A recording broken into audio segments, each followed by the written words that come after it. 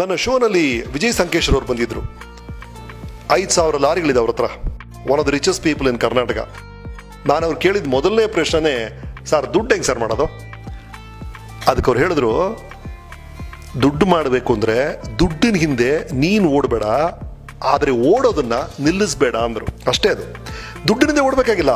But ನೀವು ಏನು ಕೆಲಸ ಮಾಡ್ತಿದ್ರೋ, ಈಗ ನಿಮ್ಮ ಕೆಲಸ ಏನು? ಸೆಕೆಂಡ್ PU ಎಕ್ಸಾಮ್ ಪಾಸ್ ಮಾಡೋದು. Right now that is your duty. ಆ ಕೆಲಸವನ್ನು ನೀವು ಪರ್ಫೆಕ್ಟಾಗಿ ಮಾಡಿದ್ರೆ ದುಡ್ಡು ಆಟೋಮೆಟಿಕ್ ನಿಮ್ಮ ಹಿಂದೆ ಬಂದೇ ಬರುತ್ತೆ. Doing your duty perfectly is the first secret of wealth.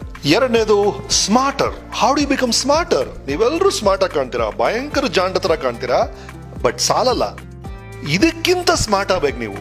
ಅದೇಗೆ ಮಾಡೋದು? ಒಬ್ಬ ಬರ್ತಾನೆ ಗರಗಸ ತಗೊಂಡು, ಮರ ನೋಡ್ತಾನೆ, ಕುಯ್ತಾನೆ 8 ಗಂಟೆ ಆಗುತ್ತೆ, ಮರ ಬೀಳುತ್ತೆ.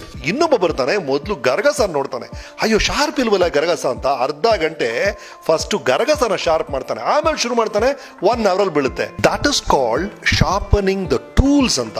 ಗುರುವೇ ಬೆಳಗಿಂದ ಓದ್ದೆ ಗುರುವೇ, ವೇಸ್ಟ್ ಅದು. ಹೇಗೆ ಓದ್ತಾ ಇದ್ದೀರಾ? Are you doing it the right way ಅನ್ನೋದು. That is called sharpening the skill set ಅಂತ. ನಿಮಗೆ ಗೊತ್ತಿರೋ ವಿಷಯವನ್ನ ಇನ್ನೂ ಶ್ರೇಷ್ಠವಾಗಿ ಹೇಗೆ ಮಾಡಬಹುದು ಅನ್ನೋದು ಒಂದು ವಿಷಯ. ಇನ್ನೊಂದು ಏನಾಗಿದೆ ಅಂದ್ರೆ, ಈಗ ಪ್ರಪಂಚದಲ್ಲಿ ಮಲ್ಟಿಪಲ್ ಸ್ಕಿಲ್ಸ್ ಗೊತ್ತಿರಬೇಕು. ಒಂದು ಸ್ಕಿಲ್ ಗೊತ್ತಿದ್ರೆ ಸಾಲಲ್ಲ. ನಿಮ್ ಫಿಸಿಕ್ಸ್, ಕೆಮಿಸ್ಟ್ರಿ, ಮ್ಯಾಥ್ಸ್ ಅದು ಓದ್ಕೊಳ್ಳಿ, ಅದು ಬೇಕಾಗುತ್ತೆ. ಅದರ ಜೊತೆಗೆ ನೀವು ಏನನ್ನು ಹೊಸದಾಗಿ ಕಲ್ತರು, ಅದು ಭಾಷೆ ಇರ್ಬೋದು, ಸಂಗೀತ ಇರ್ಬೋದು, ಅದು ಕೋಡಿಂಗ್ ಇರ್ಬೋದು, ಎನಿಥಿಂಗ್, ಅದು ನಿಮ್ಗೆ ಗೊತ್ತಿಲ್ಲದೆ ಇರೋ ರೀತಿಯಲ್ಲಿ ನಿಮ್ಗೆ ಸಹಾಯ ಮಾಡುತ್ತೆ. So you must multiply your skills. ನಿಮ್ಮಲ್ಲಿ ಒಂದು ಪ್ರತ್ಯೇಕವಾದ ಶಕ್ತಿ ಇದೆ, ಅದನ್ನ ನೀವು ನಂಬಬೇಕು. ದಟ್ ಯು ಆರ್ ಸ್ಪೆಷಲ್ ಅಂತ. ಕೆಲವರಿಗೆ ಮ್ಯೂಸಿಕಲ್ ಇಂಟೆಲಿಜೆನ್ಸ್ ಇರುತ್ತೆ, ಕೆಲವರು ಈ ಪಜಲ್ಸ್ ಎಲ್ಲ ತುಂಬಾ ಚೆನ್ನಾಗಿ ಸಾಲ್ವ್ ಮಾಡ್ತಾರೆ.